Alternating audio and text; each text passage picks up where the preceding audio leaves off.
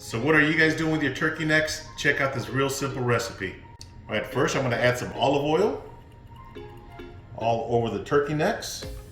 I'm gonna apply some of this Uncle Steve's Shake South Texas Red Rub. Grab the turkey necks and apply a good amount. All right, I've got my Yoder pellet smoker warming up at 275 degrees.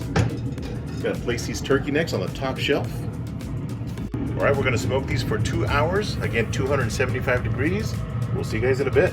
All right, so 2 hours in, we're gonna sauce our turkey necks. All right, I'm gonna flip them and sauce the other side. Leave them in the smoker for about 15 minutes, and we'll see you guys inside. I'm just gonna grab this neck, check it out. Give it a bite, see how we did.